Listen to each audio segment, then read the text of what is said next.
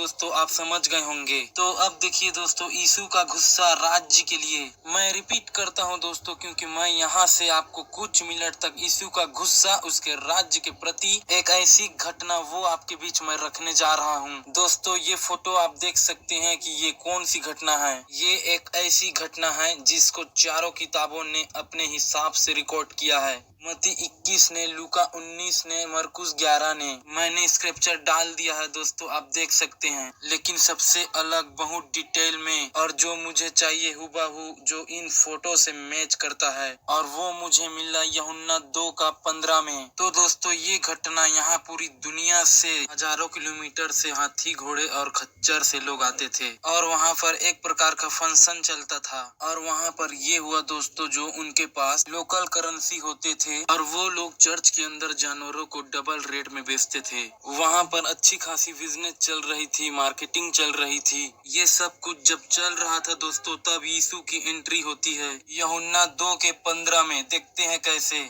दोस्तों, जिसको मत्ती ने, लूका ने, मरकुस ने नहीं कहा, सिर्फ यूहन्ना ने कहा। आपको पता है दोस्तों कि यीशु की एंट्री कैसे हुई मंदिर में? सबसे पहले यीशु मसीह ने रस्सियों का कोड़ा बनाया। ऐसा लिखा है दोस्तों, रस्सियों का कोड़ा बनाया। आप फोटो में देख सकते हैं यीशु के हाथ में। मेरा प्रश्न है दोस्तों, सबसे पहले यीशु ने जाकर रस्सियों का कोड़ा क्यों बनाया? अब मुझे नहीं पता कि आप जिस यीशु को जानते हैं, आपको लगता है कि यीशु चंगाई देता है, अब कोस देता है। आपको लगता है कि शांति देता है, अब कोस देता है। आपको लगता है कि आपको प्यार करता है, अब कोस करता है। सब कुछ ठीक कर देता है। लेकिन आज आपको ऐसा पहलू दिखा रहा हूँ कि यीशु के हाथ में कोड़ा, ऐसा लिखा है, तब उसने रस्सियों का कोड़ा बनाकर सब भेड़ों और बैलों को मंदिर से निकाल दिया और सर्राफों के पैसे बिखेर दिए और पीढ़ों को उलट दिया। इसका मतलब है दोस्तों, उसने गाय, भैंस, भेड़, बकरी, कबूतर, पैसे के बिजनेस करने वाले सबको निकाल दिया। दोस्तों आप यीशु का गुस्सा देख सकते हैं, जो परमेश्वर के घर में उसके राज्य के प्रति जब उल्टा हो रहा था, गलत हो रहा था, चीजें सही नहीं थी। दोस्तों आप यीशु का ये रूप देख लीजिए, उसके हाथ में कोड़ा है। अब आपको समझ आ गया होगा कि यीशु उस बिल्डिंग की बात नहीं कर रहा जो ईंट और रेत से बना है। यीशु बात कर रहा है कलीसिया की।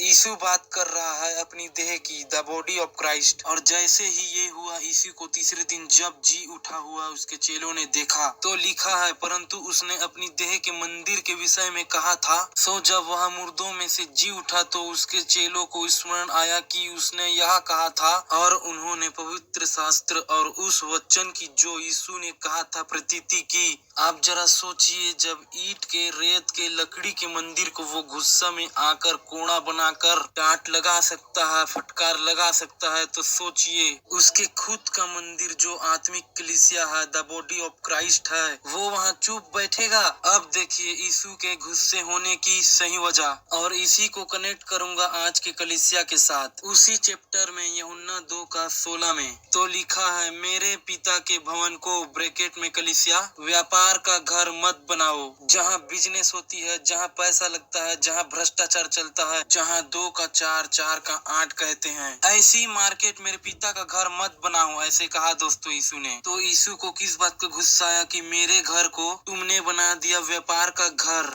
अब ये फोटो देख लीजिए दोस्तों वापस। तो लिखा है, आज भी यीशु को गुस्सा आता है। मैं रिपीट करता हूँ दोस्तों, यीशु को गुस्सा आता है। तो ऐसा कौन सा वचन था जो शास्त्रों में भी लिखा है? यिर्मयाह की किताब उसका 7:11, जो वचन यीशु मसीह ने शास्त्रियों को बोला। लिखा है, क्या यह भवन जो मेरा कहलाता है तुम्हारी दृष्टि में डाकुओं का गुफा हो गया है? मैंने स्वयं यह देखा है, यहोवा की यह वाणी है। तो मैंने लिखा है, कलीसिया व्यापार का अड्डा। मैं रिपीट करता हूँ, कलीसिया व्यापार का अड्डा। और यही तो लिखा है कि कबूतर बेचने वालों से कहा, इन्हें यहाँ से ले जाओ, मेरे पिता के भवन को व्यापार का घर मत बनाओ। मेरा प्रश्न है दोस्तों, क्या आज कलीसिया व्यापार का अड्डा बन गया है? पंजाब के लोग तुम सुनो, महाराष्ट्र, आंध्र प्रदेश, तमिलनाडु, कर्नाटक, गुजरात और दुनिया के लोग जितने अभी सुन रहे हैं, उन सभी को मैं पूछना चाहता हूँ, क्या तुमने कलीसियाओं को व्यापार का अड्डा बना दिया है। मेरा प्रश्न है दोस्तों, क्या आज कलीसिया व्यापार का अड्डा बन गया है? पंजाब के लोग तुम सुनो, महाराष्ट्र, आंध्र प्रदेश, तमिलनाडु, कर्नाटक, गुजरात और दुनिया के लोग जितने अभी सुन रहे हैं उन सभी को मैं पूछना चाहता हूँ, क्या तुमने कलीसियाओं को व्यापार का अड्डा बना दिया है? दोस्तों, आप मार्केट प्लेस को हल्के में ले लो चलेगा, शॉपिंग मॉल को हल्के में ले लो चलेगा, हॉस्पिटल को हल्के में ले लो चलेगा, यहाँ तक आपके खुद के घर को हल्के में ले लो चलेगा।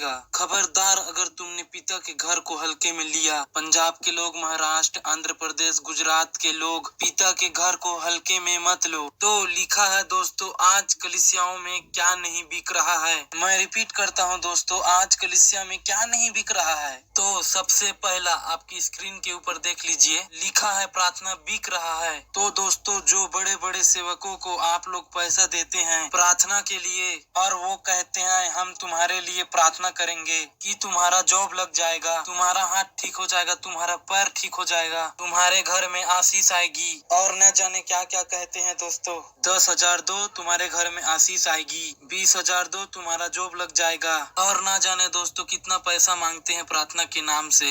तो दोस्तों, मैं आपसे रिक्वेस्ट करता हूँ, अगर कोई भी सेवक आपको कहता है सिस्टर, ब्रदर, हम आपके लिए प्रार्थना कर देंगे, तुम्हारा ये ठीक हो जाएगा, तुम्हारा वो ठीक हो जाएगा, तुम्हारी जॉब लग जाएगी, तुम्हारे घर में आशीष आएगी और ना जाने दोस्तों क्या क्या, और आप जब तक प्रार्थना के लिए पैसा नहीं दोगे आशीष नहीं आएगी। और उसके चक्कर में पंजाब, महाराष्ट्र, गुजरात और ना जाने कहां कहां ये चल रहा है। मैं जानता हूं कि इन लोगों को रोक नहीं सकते, लेकिन कम से कम दोस्तों आप लोगों को जागरूक तो कर सकते हैं। तो दोस्तों, किसी को प्रार्थना निवेदन मत दो पैसा के नाम से, वो चाहे इंटरनेशनल प्रीचर हो या नेशनल प्रीचर हो, रात का हो या दिन का हो, अमेरिका का हो, अफ्रीका का हो, दोस्तों कहीं का भी हो, किसी को भी प्रार्थना के नाम से पैसा नहीं देना। तो दोस्तों, और क्या बिक रहा है आज कलीसियाओं में? लिखा है तेल और पानी बिक रहा है। आप देख सकते हैं आपकी स्क्रीन में दोस्तों। मैं रिपीट करता हूँ, किसी प्रकार का तेल, किसी प्रकार का पानी में कोई ताकत नहीं है जब तक प्रभु कुछ नहीं करता। तो दोस्तों, बेटर क्या है, प्रभु के पास सीधा जाओ ना, ये तेल पानी का चक्कर क्यों?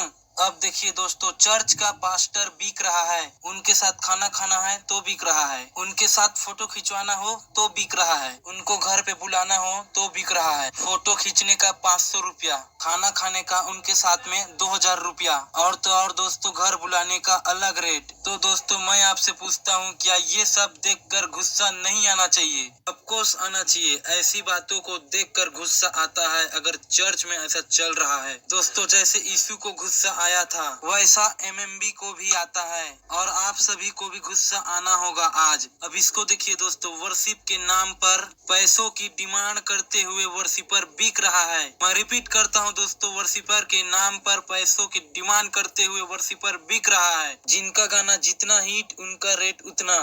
दोस्तों, क्या ये सब देखकर गुस्सा नहीं आना चाहिए? और सेवक सेवा के नाम पर कलीसिया में मनमानी कर रहा है, राजनेताओं को ला रहे हैं, सांसारिक बातों को ला रहे हैं और दान दशमांश को लूट रहे हैं। दोस्तों, राजनेताओं को लाने का मतलब ये कांग्रेस वालों के पास जाते हैं और खुद को बेच देते हैं कि सर हमारी पूरी कलीसिया आपको वोट देगी। पर मेंबर 500, 200, 300 में बिक जाती है। और सांसारिक का मतलब है दोस्तों, इनकी चर्च के गाने में, पिक्चर के गाने चलते हैं, डीजे बजता है। और आपको पता है दोस्तों कि दान दशमांश के नाम पर लूट कैसे मची है दोस्तों? क्योंकि ये सारा पैसा उन्हें इसलिए चाहिए होता है ताकि ये अपना बंगला बना सके और गाड़ी खरीद सके। दोस्तों, क्या ये सब देखकर आपको गुस्सा नहीं आना चाहिए? ऑफ कोर्स आना चाहिए। अब लिखा है कि चर्च में जवान लोग भटक रहे हैं गर्लफ्रेंड और बॉयफ्रेंड के चक्कर में। दोस्तों, अगर चर्च का लड़का वर्शिपर है या लड़की वर्शिपर है और उनका चक्कर चल रहा है तो आपको पता है दोस्तों, पास्टर उनको डांट नहीं सकता। पता है क्यों? अगर उनको डांटा तो वे चर्च छोड़कर चले जाएंगे और उनके चक्कर में चर्च खाली हो जाएगा। फिर वर्शिप कौन करेगा?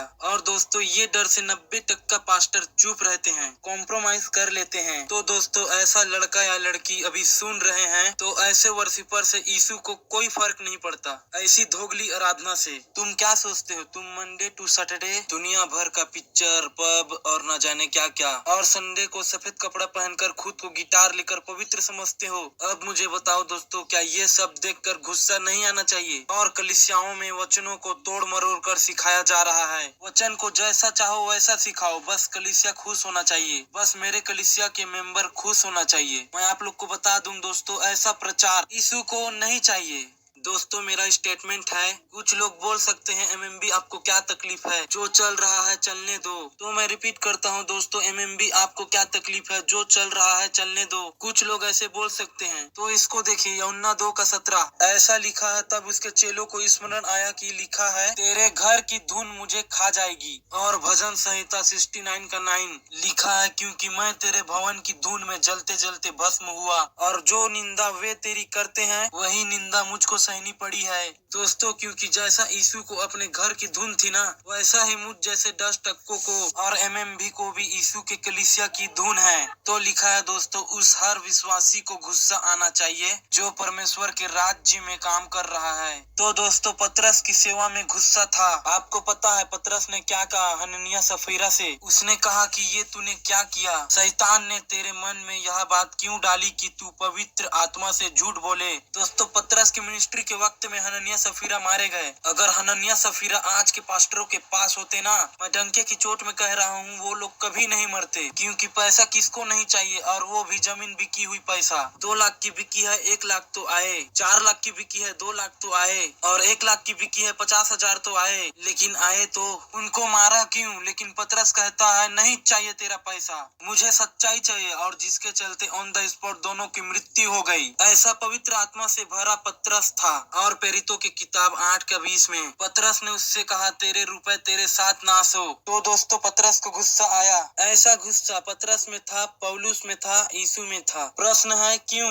दोस्तों इसको देख लीजिए, लिखा है, याद रहे हमको पवित्र आत्मा की सेवा मिली है। मैं रिपीट करता हूँ दोस्तों, पवित्र आत्मा की सेवा मिली है। जो देश और विदेश से सुन रहे हैं, हम सबको पवित्र आत्मा का मिनिस्ट्री मिली है। और पवित्र आत्मा का मतलब क्या है? पवित्र आत्मा कौन है? वो आग है, वो आंधी है, उसकी सेवकाई ही अलग है। कुछ लोग कहते हैं कि वो कबूतर है, शांत स्वभाव का है। हाँ मानते हैं कि वो कबूतर के रूप में उतरा था, लेकिन बाइबिल उठाकर पढ़ो, जब वो उतरा था ना, आंधी चली थी, आग निकला था। जब वो उतरा था ना 120 चेले के ऊपर, वहाँ पे सनसनाहट, पूरी जमीन हिल गई थी। ये है पवित्र आत्मा की सेवकाई। और जो सेवकाई करते हैं ना, उन्हें गुस्सा आता ही है गलत कामों के प्रति। आई होप ये वीडियो आपको समझ आया होगा दोस्तों। तो लाइक शेयर सब्सक्राइब करना ना भूलना दोस्तों, क्योंकि हम यूट्यूब से पैसे नहीं कमाते। ऐसा इसलिए बोल रहा हूँ ताकि हम जब वीडियो डालें आपके पास नोटिफिकेशन आ सके। ओके, प्रभु आपको बहुत आशीष दे। जय मसीह।